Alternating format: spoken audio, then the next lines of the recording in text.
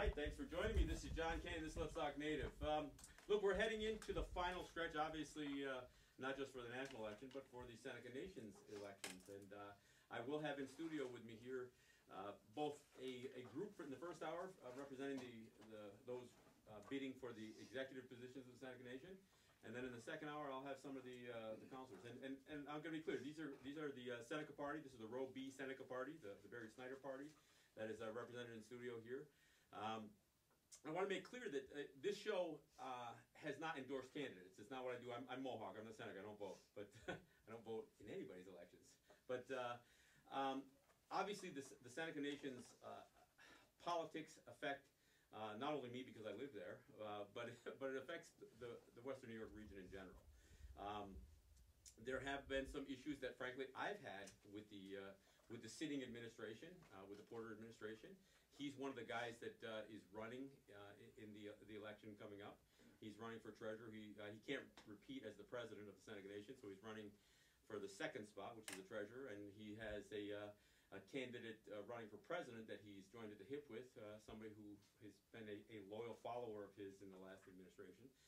We'll probably address a little bit of some of the concerns that frankly I had, and we'll see what the Seneca Party candidates have to say about the administration that's outgoing but yet still running. So we'll talk a little bit about that.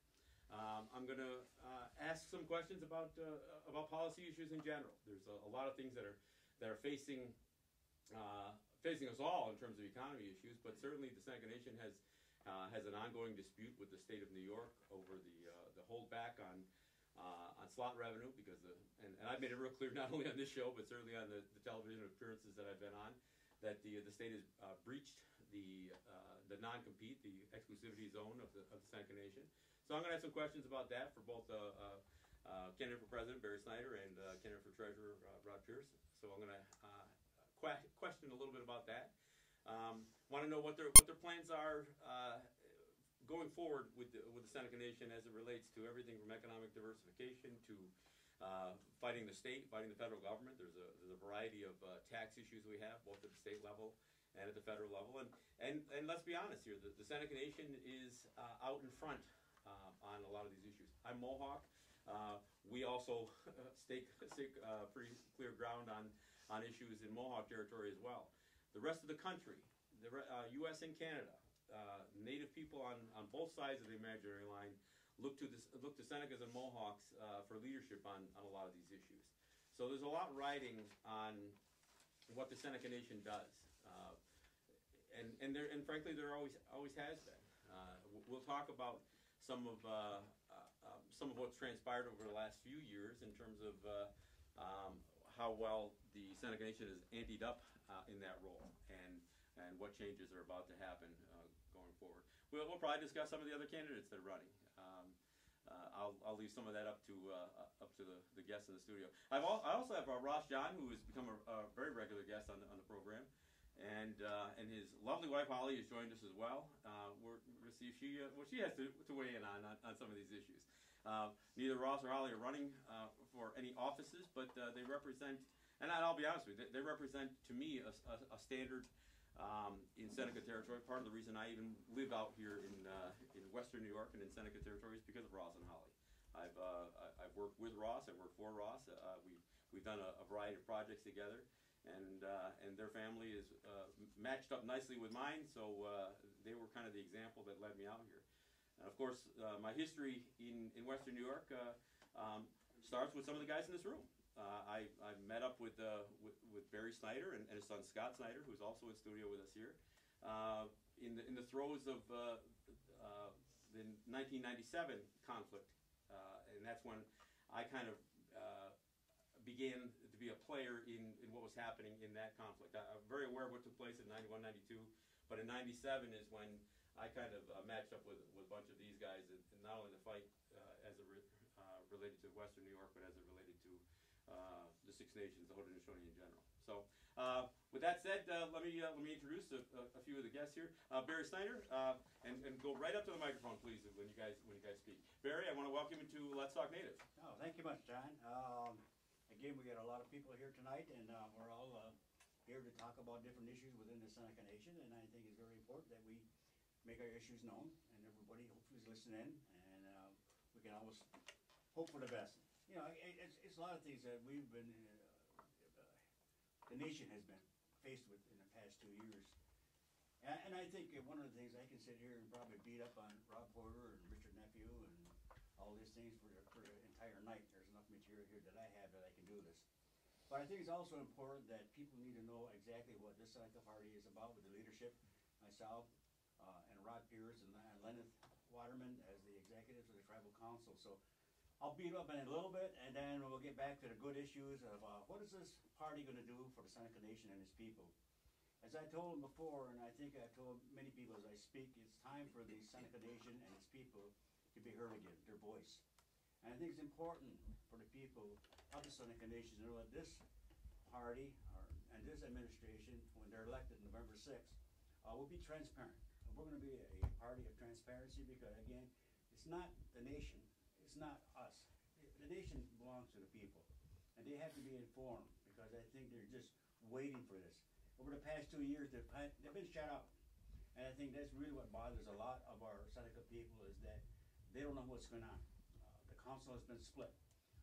I've been the president 4 times, just going for my 5th term here. And I felt that at this time, I think I have the ability and I think I have what it takes to bring our nation back together again. You know, and I've done that many times. And I think I'm not a divider. I'm a person that can sit down with whoever wants to discuss our issues with ourselves and with our own people. So with that, I just say I'll go back and let me beat up on Rob Porter and Richard Nephew just a little bit, okay? Go ahead. It's just, you know, it's some of the things that really bothers me, you know, when I see all the advertisements that have been in the local papers. And basically what I've looked at and what I observe is that they're using the Seneca Nation itself as a political entity. They're using it for their own political moves, and I think that's wrong. Well, I mean, the bottom line is there's been 10 press releases within the last couple of weeks, and out of those 10 press releases, every one of them had election connotation to it. I mean, whether they were talking about a project that they're way out in front of, that there's no way that they're prepared to even make statements about, whether they're talking about projects that seem to be contingent on whether Richard or Rob get reelected. Or whether it was their attack at the Seneca Diabetes Foundation. Right. It seems like they've used not only Maurer and Associates as a PR firm, a prominent PR firm, as almost their campaign PR firm. That seems inappropriate to many people. I'm not Seneca, but as I look at this whole thing, when I see this huge rash of not only press conferences but press releases. And that's being done on the Seneca Nation's dime. I mean, these guys are contracted with the Seneca Nation, and yet it seems like council has been shut out from being able to use these guys, right. And it's only been Richard and Rob and of course 2 of their more loyal counselors, Travis Jimerson and Nikki Seneca, that whose name shows up on these things.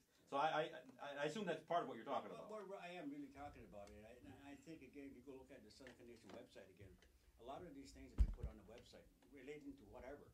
And I think it's just for political reasons again, but people have to go on the website and read it and see what they think. And when they read these articles, basically it's not information about the Seneca Nation, it's information about the political part of Mr. Porter and Richard Nephew. And I think that's wrong to do. And I'm pretty sure that the Eric Moore part of it, I don't think it's doing it for free gratis. There had to be a bill coming pretty soon to the Seneca Nation. I'm pretty sure somebody's going to ask the Seneca Nation to cough up the dollars to pay this really expensive. Well, people are going to have obviously that's something after Tuesday that the folks are going to have to look at and find out what was the appropriateness. I know, Ross, you mentioned the fact that this really abuse of authority. You know, for some of these guys who are still going to be sitting on council in the next term, they may have actually done it may be an impeachable offense. I believe it's an impeachable offense. If I was part of the council coming in, or even part of the council that's sitting there, even if I was on the same ticket as Rob Porter or supported his ticket, I would still have to address them on that issue because, like Barry's saying, that is far beyond any authority that or ethical responsibility back to using nation funds and nation resources. I mean, it is an abuse of nation resources, and I think that's one of the things that was obvious. You know, almost from the first one that came. And the crazy part is they did this in a time period where they know they would never have to face council again. Right. Exactly. They knew that there's this lame duck period between the last council and when the election would happen. And so there's been more press releases in this lame duck period than there ever has been. In fact, there may have been more press releases in the last 2 weeks than there was for the whole year. Exactly. And I think anybody can kind of see some of the nonsense about that.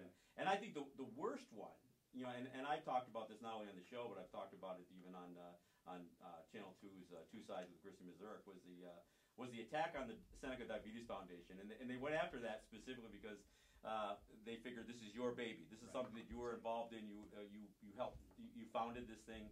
You're a chairman of the board of that not-for-profit. And so their attack on the whole thing. For one thing, and I made it real clear, some of the stuff that they said, not only in the press release and at their press conference, but the stuff they continue to say has been ridiculous stuff. And when they suggested that somehow your fundraising events were deserved further scrutiny because you were only generating 54 cents on the dollar, the math doesn't even make sense. And this is coming from a guy who wants to be the treasurer of the Seneca Nation.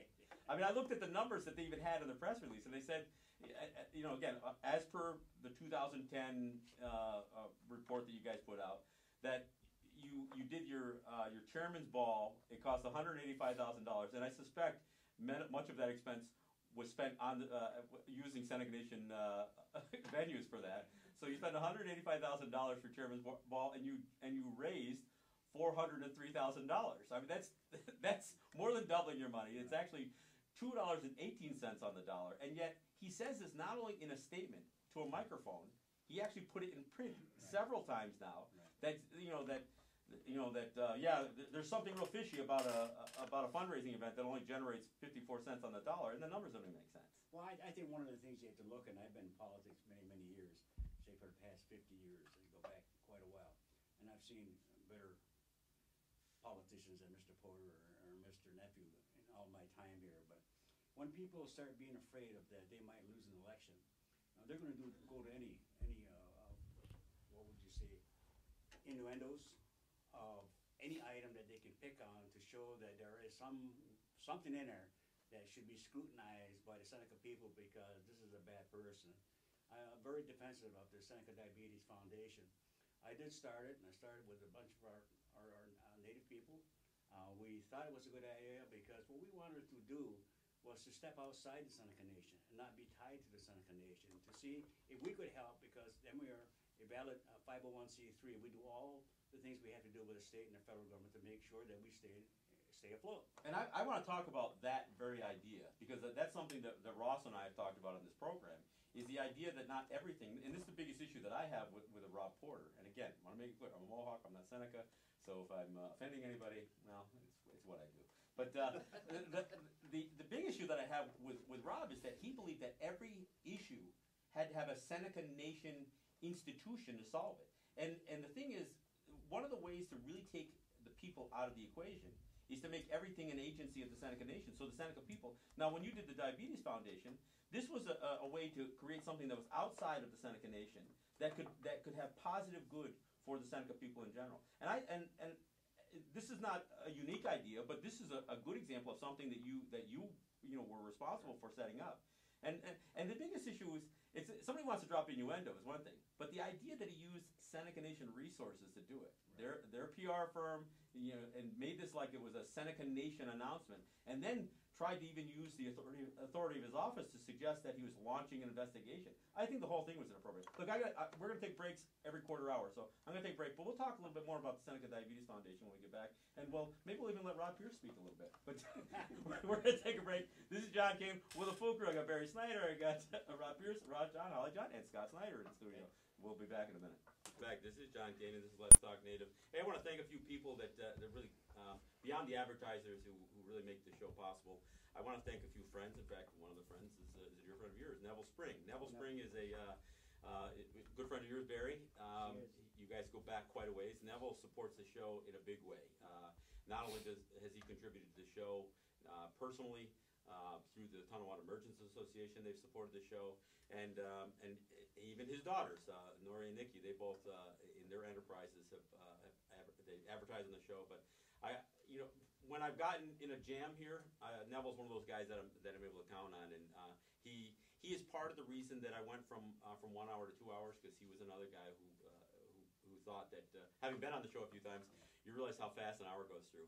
I also want to acknowledge that your party, Seneca Party, has sponsored the show, and although, again, I won't sit here and endorse the party. What I will say, and as I've said before, both when Scott, when you've been on the show and other times, is that the idea that a party, that any party, but certainly this party, supports this type of show, because I know there are things that I say on this program that not everybody agrees with. But the thing is that I try to do is I try to have a conversation, and the conversation that I have, that I try to have here, are conversations that I think need to be had, and so I try to encourage the conversation, and even if somebody doesn't agree with me, and frankly, people are welcome to disagree with me, but I just think that some of the things need to be talked about. I'm not a Seneca representative, but I know that there are powers that be in the mainstream media here who basically have said, look, if nobody else is going to say something, we know John Kane will say something. So that's why I've been able to get the the opportunity to speak. And I do, what I will say is that I defend the Seneca people as much as anybody, and as well as the Senecas of Tonawanda and Tuscaroras and the Oneidas and Onondagas. I mean, I may not agree with everybody's politics. I think your system of government is obviously got some flaws. Look what it generated for the last 2 years. But I consider myself more Longhouse, but in Longhouse in the political sense, not necessarily in the religious sense. But I see some faulty Longhouses throughout the Confederacy. But I also know that, as I said in the first segment, people look to the Seneca Nation, and they look to Mohawks because they know that we push the envelope, and I don't think the envelope has been pushed very hard in the last 2 years. One of the things that Ross and I worked on in particular was the floor tax issue. We actually met with Brian Higgins, and we had Brian Higgins' office, and had some communication with Gillibrand's office. We flat out asked them, look, you passed a law in 2009 which was supposed to just fund children's health insurance, and in passing that law, you funded it by raising the excise tax on the federal excise tax on cigarettes. And frankly, we didn't voice a whole lot of opposition to that, and we understood, okay, it was just going to make the cost of product go up. But what was at the tail end of that law was the floor tax issue. And the floor tax issue, the intent of it was to prevent Philip Morris or Altria, their parent company, the major manufacturers and the major wholesalers and distributors in the United States. It was to keep them from trying to clear a bunch of product, and by clearing I mean paying the federal excise tax in advance of the increase for sale after the increase. That was what the intention was. We all assumed, and in fact, some of the powers that be, including Rob Porter and the IEC commissioner, what's his name at the time? Gary Sanders. These guys made it clear. No, that doesn't apply here, and they tried to back off that comment afterwards. And so almost 3 years later, a whole lot of Seneca businesses, and not just Senecas, Tuscaroras, Tonawandas, Mohawks, Oneidas, everybody started getting these letters assessing them for $50, $100, $200, $300,000 worth of excise tax. So when Ross and I sat there with in Brian Higgins' office, we said, was it your intention to do this unprecedented tax where a product that has been purchased legally, brought onto our territories, in our possession, on our territories, is assessed a tax after the fact? After the stroke of midnight on April 1st, 2009, you're going to come back and try to send us a tax bill? That's never been done before. And they didn't give us an answer right away because, frankly, we're talking to staffers. But what they said was, we're going to check with our legislative staffs in D.C. and we'll get back to you. And they did get back to me, and they said no, it was an unintended consequence. And when the same question was put to Gillibrand, her staff came back even stronger and said, no, we absolutely did not intend this to turn into a breach of Seneca sovereignty or anybody's sovereignty. And so the simple question was, okay, so what are you going to do about it? And they didn't have a whole lot to offer, but they said, well, we can write a letter. I said, well, a letter's fine. But one of the things that that Ross and I pushed was, we know, because of a previous trip to D.C., we know some of the individuals who have been placed in the White House representing policy advisors to the White House. At the time, it was Kimberly Teehee, who we had the opportunity to meet, and Jody Gillette was also part of that, although when we first approached Gillibrand's office and Higgins' office, Gillette was with the Interior Department. So we said, facilitate a meeting. It's not that we couldn't have gotten a meeting without them, but my feeling was, if the legislators who not only voted for this bill, but pushed for this bill, 2 Democrats pushed really hard for a Democratic president to sign this bill into law. If they are flat out saying, look, we didn't intend this to be a thing against the Indians, you know, if that's what they took, we felt that was going to have a little bit more strength to it than Ross and I just trying to beat up Kim Teehee or Jody Gillette by ourselves. So they agreed they would do that. Somewhere along the line, and it was made clear to me from Higgins' own staff, we got pressure, indirect pressure is what they said, from the Seneca Nation not to facilitate a meeting. So why would anybody, and obviously this is the Porter administration, why would anybody undermine an issue? Granted, I'm not saying that I'm representing the Seneca Nation. I made it very clear this is an issue that affects everybody. So this is what we had initiated, and then the rug got pulled out from underneath us by the very people that you're running against. So I guess I got 2 questions for you. Great, go ahead. One is, where do you stand on the floor tax, and will you support Ross and I to continue what we started? You remember about taxation, don't you? You'll never forget, though. It comes to the county or state, when they say they're only going to raise it for a certain purpose, and they say it's a 0.5% or 1% or whatever it may be, that when it's all finished and done, they will turn back to the original tax percentage. That never happens. Well, this was a permanent increase. There was no question about that. And the thing is that if they want to do something in Washington, they can get it done. If the senator or congressman want to do something, they can get it done. The problem is a lot of them don't want to do it. It only goes to maybe the Western New York delegation, and from there it stops. They have to go out and lobby for us. They have to go out and talk to more than just a few people, because it takes a lot to undo what has been done in the past. And when it comes to dollars, that's one of the toughest issues we have. I'm against taxation, period. I have said that many, many times. I'm very, very strong against any taxation from the federal or state government, because I feel that we're a sovereign nation. And one of the things that makes us unique about anybody else within Indian country is that we never were conquered on the Seneca Nation. We had our land since the time it began, and at this point people have to read in this thing. You taught me a lot one time. We went through a lot of things. There was Joe Krangle, an elderly statesman, I call, and an attorney from Buffalo, and really notoriety, what would you call it? But we found this out, is that there's a lot of things that people just brush over in our treaty rights and different things that we have, that they seem to say, well, no, it didn't go back when we made the treaty, but it's not good now. And I think that's one of the biggest problems we have within Indian country, is that we, as a Seneca Nation and people from the Iroquois Confederacy, have a lot of unique things that a lot of people don't have, but we get thrown into all one big pot.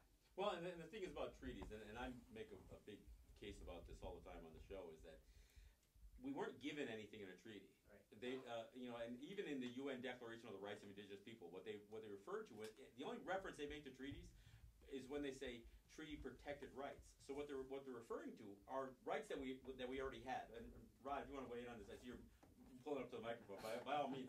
But at the end of the day, our sovereignty pre-exists the treaties. And in fact, most of the treaties are pretty crappy deals.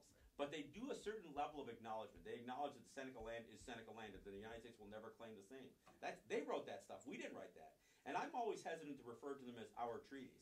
They're treaties the United States drafted up, and they were very much slanted in their favor. But even when they slanted in their favor, they had to make certain acknowledgments about our sovereignty existing. So, I'm glad to hear that your stance is against the tax issue. But here's the thing, and this is what Ross and I were trying to do. We felt like this didn't need to have legislation rewritten. You know, and you've been in business for a long time. You've dealt with your own tax issues. You know the discretion the taxing authorities have.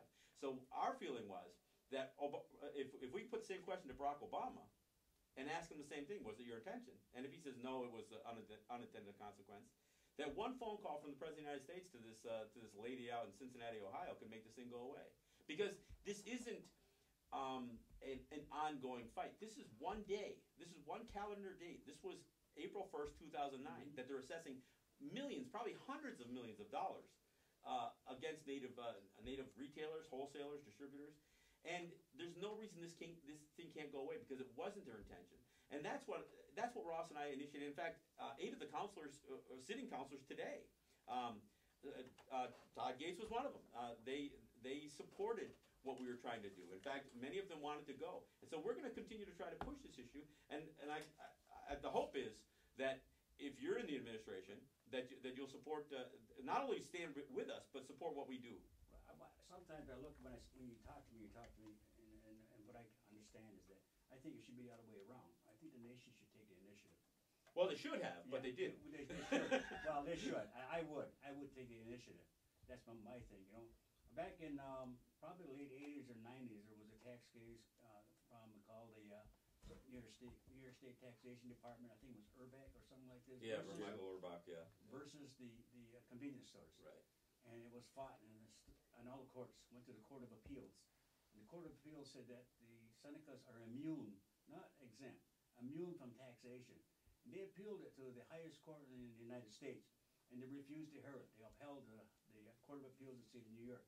But people don't realize that when we get these things, we seem to be fighting over the same things that they want to fight over. We never fight over the actual truth of what our tax immunity is. Well, interesting about that case, that's the Judge Lang decision. And what Lang said in that case, if you recall, was that the immunity extended down to the retailer. It wasn't just the Seneca Nation as an institution. Right. And that is a significant thing, because that's kind of what we say. I mean, it's one of the things that I speak about a lot on this show is that sovereignty isn't just the Seneca Nation. It's the Seneca people. It's a birthright. Look, we got to take a break here at the bottom of the hour, and I promise I'm going to let Rod Pierce speak in the next segment. Okay, Ron.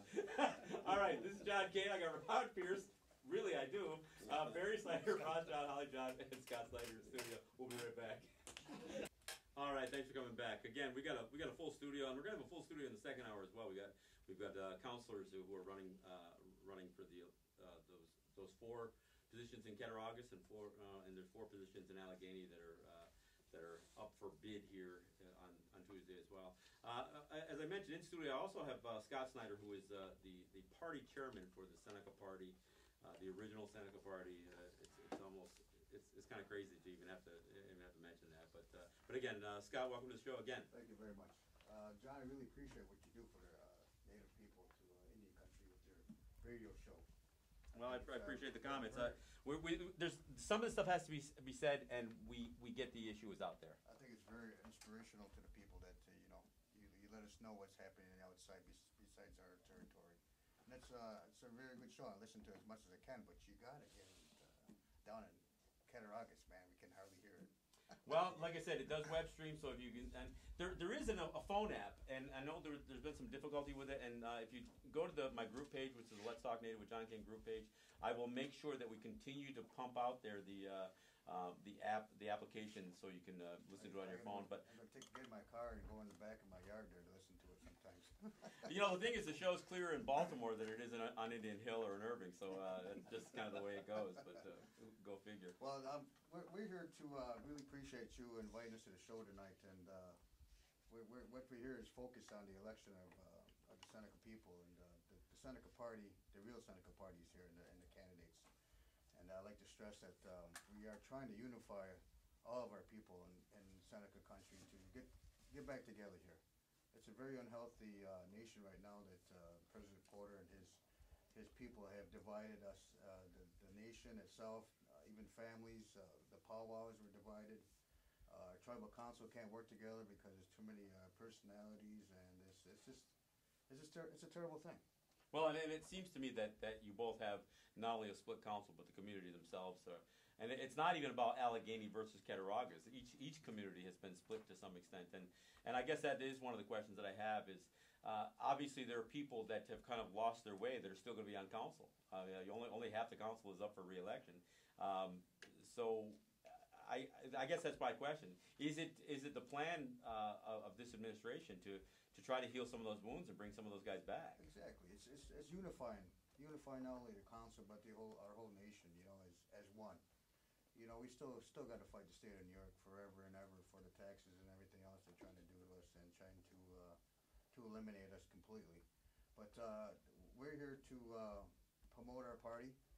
We have a great slate of candidates here that will be speaking tonight. We have Chairman Ross John here. We have Chairman Todd Gates here, and we're just here to promote what we have to offer to the people.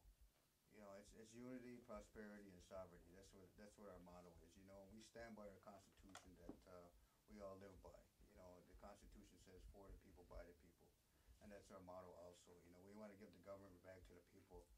Because the voice hasn't been heard for 2 years. We want to give the committees back to the communities and let them decide for what they want to do as for our communities. And that's very important to our people. And we got to look for our next generations down the road. 4 years ago when I was chairman before, there was only pretty close to 4,000 voters. Now there's over 5,000 voters. So in 4 years span, we've increased our voter base, and we're pretty close to 8,000 members now. So we're expanding, and we need to take care of our people. That's our number one priority, is taking care of all of our people, our elders, our children, and our women. And that's our responsibility as elected officials of the Seneca Nation.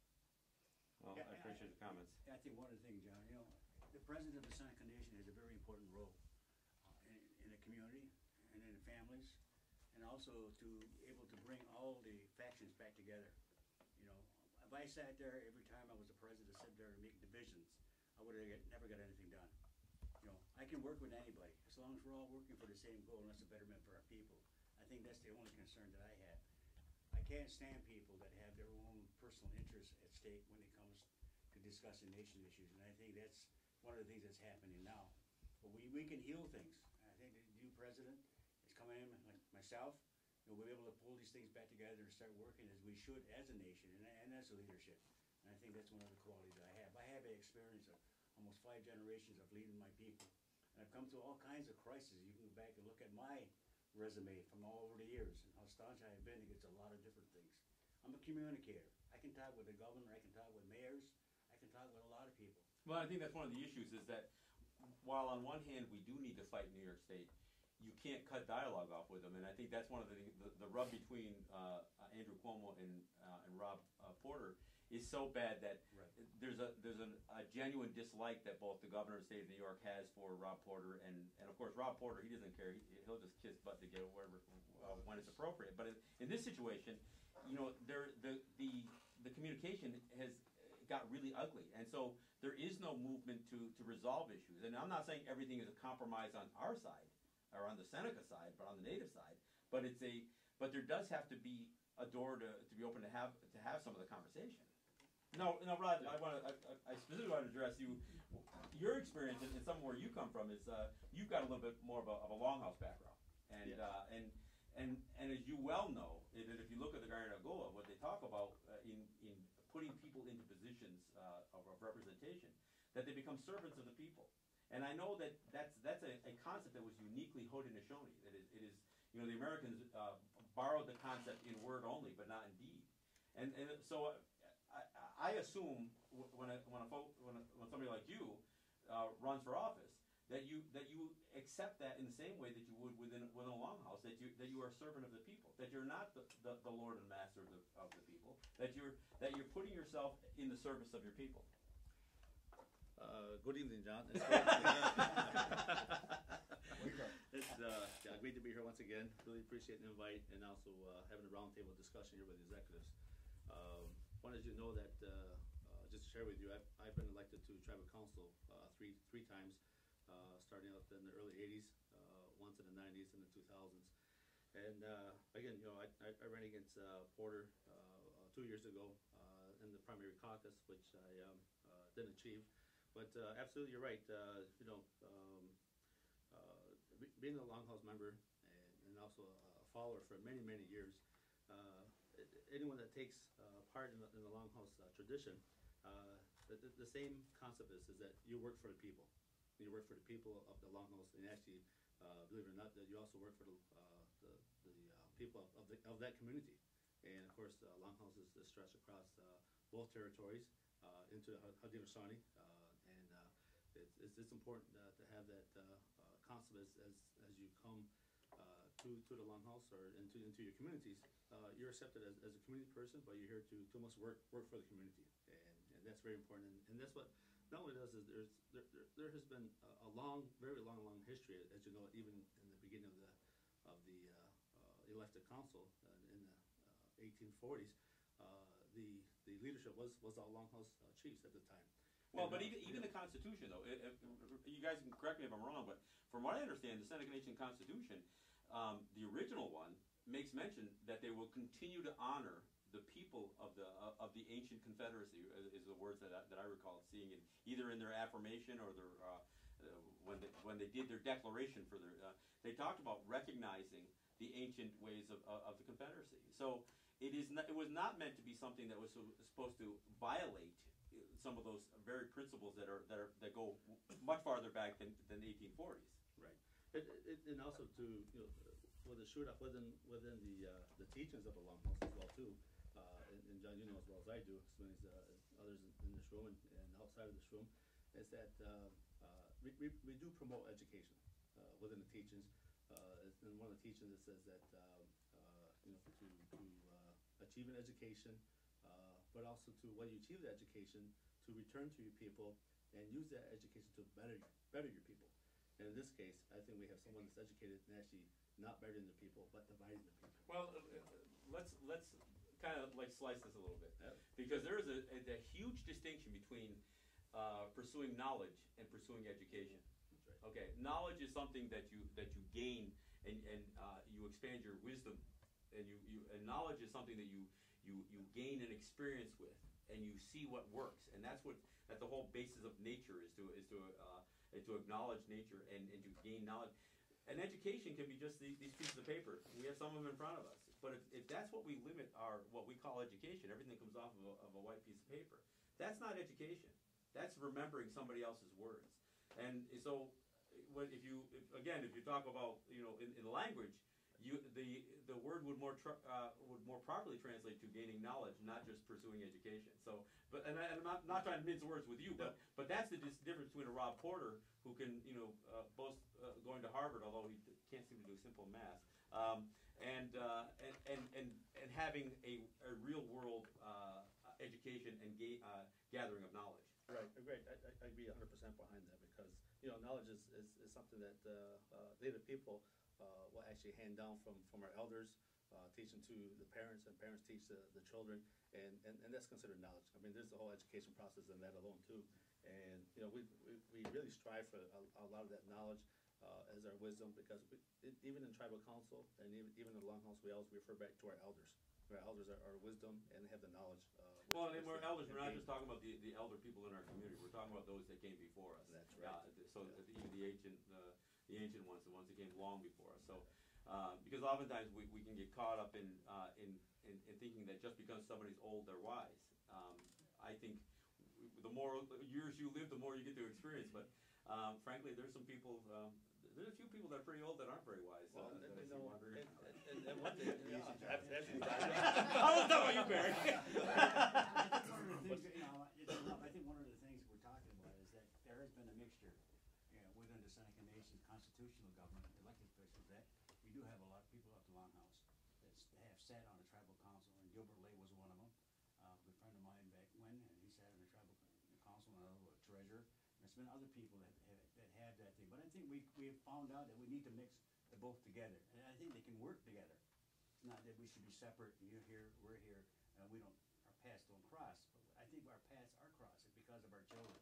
Our children's paths are crossing with a lot of different types of entities and customs tradition of a lot of different people. So I think it's an important part. So I just want to take away from Rod. The issue you got here, and we could, I'm by saying, we could sit here for the next 3 hours and talk about what Rod and you were talking about at the moment. I think there was a lot of discussion on it. We've had discussion in tribal councils about our customs and traditions, and I think it has to be an important part of our makeup with the Seneca Nation. So I think I appreciate it. Yeah, and just to add on to that, Barry and John, is that I'm looking at our counselors.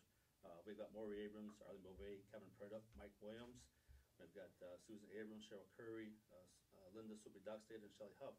That is a good cross-reference of people not Diverse, I guess. Diverse, yes, absolutely. Which going to bring a lot of good ties, a lot of good education and knowledge combined. Even age group. I mean, there's some pretty young folks there. You're talking about young crews, experience, male and female, absolutely. And this is a very, very strong party that has knowledge, wisdom, and experience. That's going to help grow the Seneca Nation, help grow the Seneca people, in the future here. All right. Well, we're going to take a break here. We're going to wrap up up the first hour in the next segment here. But again, I appreciate what you guys are saying thus far. We'll give it one last shot, and we'll come right back after this. Snyder, the treasurer candidate, Rod Pierce. I've got Scott Snyder in studio, who is the chairman of the party, and then I've got Ross, John, and Todd Gates, who are both co-chairs of the co-vice chairs or something like that. You guys got an awful lot of titles anyway. But anyway, go ahead, Scott. You wanted to weigh in? We got one too many chairs. And that's it. I just want to acknowledge my little girl, Scotia. She did something really good today at her swim meet today, and she swims for her school in Buffalo with Nichols, and she got achieved All-American status today. Wow. She's only 9 years old, so she's really good. I really appreciate it, and I love her very much. And great job, Scotia. Well, congratulations. That's my granddaughter. We're not going to get too much into who your family is, because that gets into a yeah, sticky situation. We want to go to family. I know Barry's sister is. That's my friend's daughter too, Scotty. Yeah. Todd, Todd, you've been on the show before. I don't know if you have something you want to contribute to the conversation. I know you've also done well on television. I know I kind of helped encouraged Christy Mazurk to have you guys on, and I thought you handled yourself very well in that interview, by the way. Thanks, John. Thanks for having us. And I just want to say that I got involved with the Seneca Party because we all have the same like-mindedness, and I thought we presented a good platform, and the people there are going to represent us very well with the experience they have, even bringing on the new councilors and giving them the hand up and letting them take part in our government. It's a right for every Seneca, and I think it's a good thing. But we have some important issues facing us, and I think we have the right leadership here that'll lead us through it. We have a lot of experience on the slate, and I just want to say thanks for having us and getting our voice out there. Yahweh. All right. You know, Barry, and I didn't get it back to the Diabetes Foundation thing as much as I wanted to, but one of the things that we did mention was I'm hoping that the next administration and going forward, that there is more of an effort to recognize that there, and when I say private sector, I don't just mean the individual businessmen. A lot of times people say private sector, they think you're automatically talking about smoke shop owners. There does have to be more on the private sector, and that's what the Diabetes Foundation essentially was. It was an effort outside of Seneca Nation institutions to do something meaningful. And I know that Ross and I, we've talked about doing everything from agricultural projects to to housing projects, to all kinds of things that do not necessarily have to be another Seneca Nation institution to solve everything. One of the things that when we talk about education was understanding the distinction between assimilating and learning the ways that may be taught in what they call formal education. It's fine to go to Harvard, but if the only thing you are is a Harvard grad, if you're not a native person who gets that education and learns how to pick and choose what out of that education is valuable and what can fit within the Seneca culture. If we don't find unique Seneca or native solutions to the problems, if all we do is mirror what the state has done or what the federal government has done, and that's essentially what the IEC, for instance, has done. I mean, the Seneca Nation is becoming it has become a taxing authority, and I know that's going to be an issue that you're going to have to face in the next administration. So, we got about 5-6 minutes left, Okay. so I'm going to let you close out here. Go ahead. Let's get back to the good stuff, okay?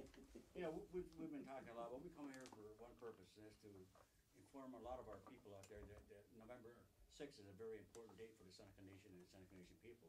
And we want them to come to the polls. We want them to vote. We want them to vote for Seneca Party. That's under my candidacy as president, and all the other councilors and executives that are here. But I think a lot of people. Row B. We got to say row B. Oh, excuse me, row B. Row B. Okay. But one of the things that bothered me the most, and Mr. Porter doing certain things, was not only firing our clerk candidate from her job because she wanted to run, which I don't remember ever doing when I was president. Any time that these people that's their constitutional right. Because she was running for office, she got fired from her job? Yep. Wow. Fired from her job. One of the things that really bothered me, and it comes to one of the things I cherish most, is called a veteran. And Maury Abrahms is a Vietnam vet. Maury served in Vietnam, and received the Medal of Valor, which is probably, if not one of the highest medals that can be received by anybody in combat. And it goes to how he got this part. Mr. Porter, they were taking on one of the buildings in Allegheny, administration building, and Maury was working for the Department of Works there, and he was overseeing it. And they were taking the materials down, and they were putting them someplace, and they were storing them for future valuable stuff.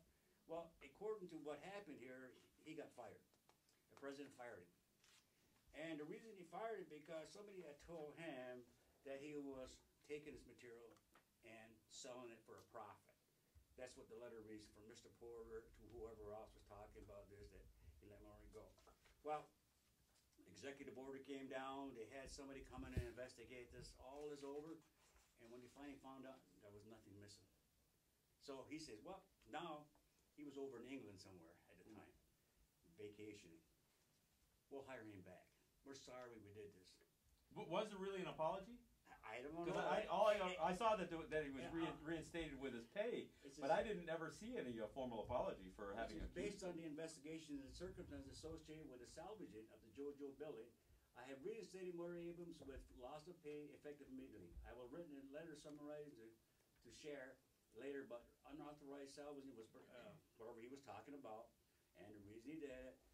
But as far as taking somebody like this, he's a veteran. I'm a veteran, and I stand behind the veterans to say that this had happened before he even knew. So he basically besmirched this guy's reputation. Here's this, he wasn't running for the council as he is now. He was working for the nation to do the best job he could.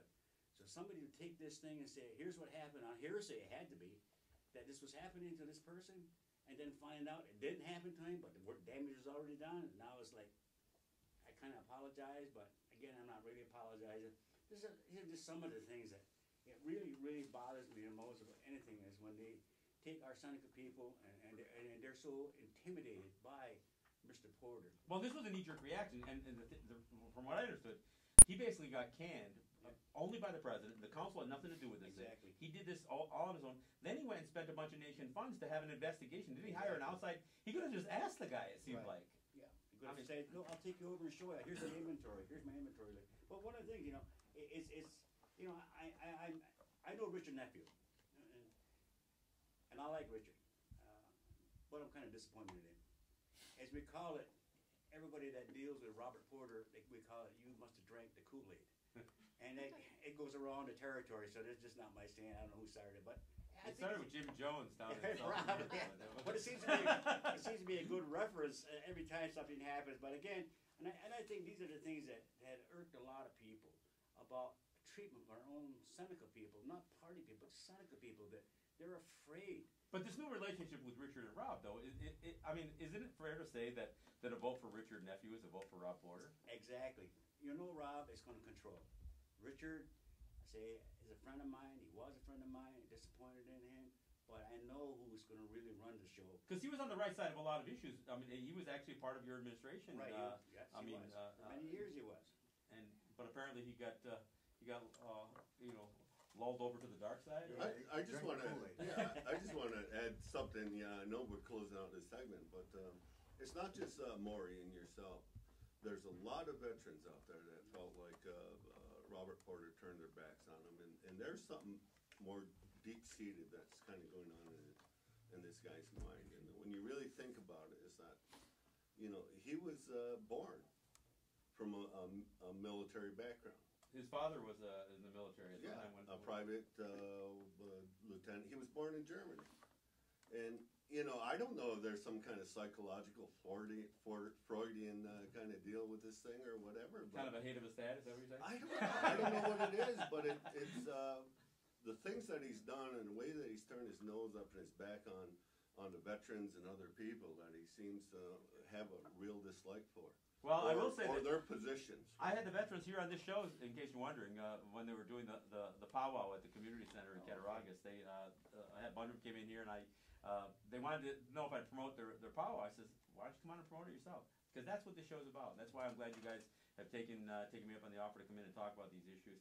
The offer wasn't just to you guys. You guys are the only ones who took it up. And and the thing is, I guess my parting shot is that the Seneca Nation owns a radio station, you guys should do something like this on your own station. And then it doesn't have to be me by any means, but the point is, if you're going to have a radio station, it doesn't have to be this huge commercial success. It really should be a service to the community. Seneca Party, Row B. Okay, Seneca Party Rookie again. Rod Pierce, thanks for joining us. Thank you, John. I appreciate it. Barry, thanks for coming Thank in. you, John, very much. I don't know if you party chair people are going to stick around for the counselor section. Why not? All right. Well, again, thanks for coming in, and good luck on Tuesday. All right, we'll see everybody on Tuesday. Stop and see us at the firehouse. All right. Again, this is Let's Talk Native. We're gonna stay tuned for the second hour. We're gonna have some of the council candidates coming in, and we're gonna talk some tough issues with these guys as well. Again, I appreciate these guys coming in, and hopefully Holly and Ross, you guys will stick around as well. All right, we'll be right back. This is John Kane. Let's Talk Native. This is Let's Talk Native. Again, I've got a full studio here. I've got some of the candidates for the Seneca Party, Row B, that are running for council. But before I get to these guys, I want to. Barry Snyder wanted one parting shot as he was going out the door. There was something that he apparently must have forgot to mention, so he wants to get one last crack at it. So Barry, again, thanks for joining us, and go ahead and offer up your thoughts. All right, thank you, John. I just before I leave and turn everything over here to my very capable councilors that are going to be the new council for the Seneca Nation and the Seneca Party after November 6th. One thing I want to say, I want people to understand, how important this election is. And I think, as I said before, and I'll say it again, I've never seen an election so important since I've been in office, and that's been almost 50 years. And I work with a lot of people. And I think it's important this time, it's so important that the nation and the people understand we need their voice. They need to take back this nation and give it back to who it rightfully belongs to, and it's the Seneca people. So they can be heard again. And I think this administration, after November 6th, we're going to do that. It's a promise I'm going to make to all of you. And one of the things that we're looking at also, and I know that people have been talking different things about different items here and different things, but I'll leave the microphone to these lovely young ladies here so they can go ahead and give you some of the information that they need to give to the people of the Seneca Nation also. So again, from myself to John and everybody, I thank you very much for giving us this opportunity, and it was fun, and maybe we'll be back sometime again. Thank you. Well, I hope you guys do. Again, I think making sure that people are informed, and although, as I mentioned, you guys do have your own radio station that you should do something with, I hope you'll continue to join me on this program as well. Again, I've got in studio three of the candidates that are running for Seneca Nation Council. I've got Linda Soupy Dockstader. We call her Soupy, but I didn't even know her name was Linda for years. But anyway, so Soupy Dockstader. I got Cheryl Curry, and I got Sue Abrahms. And all three of you are running for council. There are 4 slots that are up in Cattaraugus and 4 in Allegheny. You guys are representing 3 of the slots for Cattaraugus. So again, I want to welcome you to the program. I don't know if you guys have something each specific that you'd like to weigh in on. I know one of the things that obviously is going to be a big issue is trying to solve the rift that has been created in council, and it's been created by the current administration. There's basically been 8 councilors on Porter's side and 8 who have challenged him on many issues. Sometimes it hasn't always been as smooth as 8 and 8, but since you do have a council of 16, and I guess the president casts the deciding vote if it's deadlocked, so it created a strange atmosphere. I know, Sue, you are a sitting councilor, so you've got to be a part of this debacle over the last 2 years. What's your thoughts on not only how things have transpired, but what you see as an opportunity in terms of fixing it? Well, I'm glad that you invited us in here today to discuss some of the issues and what really has happened in the history of the Seneca Nation and really this past 2 years of this administration. Unfortunately, it has been a divided council, and it's been primarily due to lack of leadership, and the leadership on the part of Robert Porter as president. He is very vindictive, vengeful, and his actions speak louder than words. He's a pathological liar, and I can stand behind that accusation because I have proof. And one of the things that really turned sour between Robert Porter and myself was the fact that I dare challenge President Porter on some issues that came to light. I asked him why he was making $21,000 serving as a chairman of the Seneca Holdings Board, and I considered that a conflict of interest. Not only that he was receiving funds for it.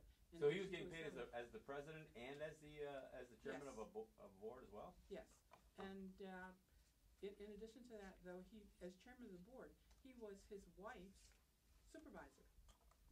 His wife is Odie Porter, and she oversees SCMC, and that is under the holdings, it is under Seneca Holdings. And so, in addition to that, Porter fired me, and he fired me because I was sticking up for Senecas. I believe that Senecas should be employed first, and I think that they should have an opportunity over and above anyone else. It's Seneca Nation money, it's Seneca Nation enterprises and businesses and organizations, and we should employ our Seneca people before, over and above, especially when they're equally, if not more qualified than persons that he allowed to be hired. Well, and there's got to be a certain consideration for, when people talk about qualifications, again, we talked about in the first segment, it isn't just about having a degree in this and a degree of that. I mean, it seems to me there has to be a way to evaluate somebody's real life experiences, especially an experience as a Seneca, because it seems to me that if the only thing you're going to do is look at somebody on paper and not look at their life's work and at, you know, their life's conduct, I think that's something that has to be weighed out. Now, Sue, just to for background's sake, you've been a counselor before. Not only are you a sitting counselor, but you've served on council how many times in the past? 3 times. I was the youngest person ever elected to tribal council in 1978. I served with Barry Snyder way back then. And so I've also been counselor in 98, and well, just this past term, and I'm going for another one. I believe in actually being a public servant to our people. And I think that this administration coming on board, Seneca Party Row B, certainly we are going to advocate for allowing the people to return and get a voice back in our government. They have literally been shut out. Porter has abolished all committees, and even people don't have an opportunity to speak anymore or to express their opinion. And especially if they disagree with Porter, he just shuts them out. Not only them, his own counsel.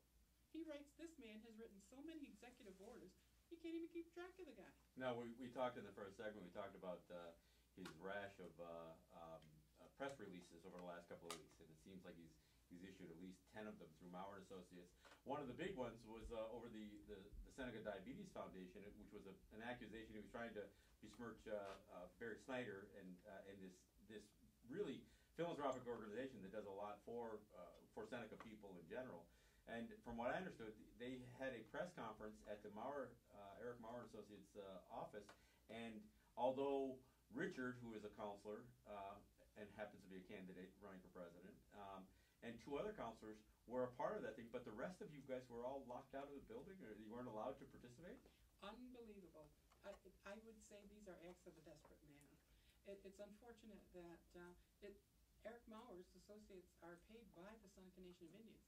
Robert Porter doesn't pay them out of his pocket. He pays them out of nation funds. Well, and it does appear that they've been doing, that they're actually more of a campaign arm for Rob Porter and Richard Nephew than serving. I mean, most of these press releases over the last 2 weeks always have this innuendo that it's either deriding somebody that they're running against, going after Barry in particular, or the party that's opposing them, or it makes it sound like the 2 of their announcements they tried to talk about, which had to do with broadband and had to do with doing a project on acquired land in Irving, that it somehow was contingent on whether Richard got elected or not. I want to kind of jump in, just kind of an observer, because I've seen how difficult this council has been for at least the 2 counselors that are sitting here, Sue and Todd, and really what they've had to deal with, and the ethical responsibilities of the other counselors. And I got to put some of the issue on them. You basically had 8 counselors that started to understand that they had the responsibility to carry out. They had a constitutional responsibility and authority to do it. But you had at least 3 or 4 that thought their responsibility was to sit with the president. And then you had another maybe 4 or whatever, 3 that just said, geez, I don't know where to stand.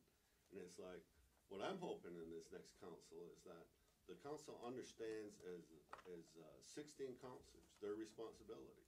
You know, their responsibility are not to the president, not necessarily to the executives, have a good working relationship, but their responsibilities are back to the people of the Seneca Nation. And I've seen how frustrated these other councilors have gotten. And I've seen the slams that they've taken by other people. They've been called unethical. But you really look at it is that, you know, they have a voice. And they were trying to, you know, take that voice to where it needed to be.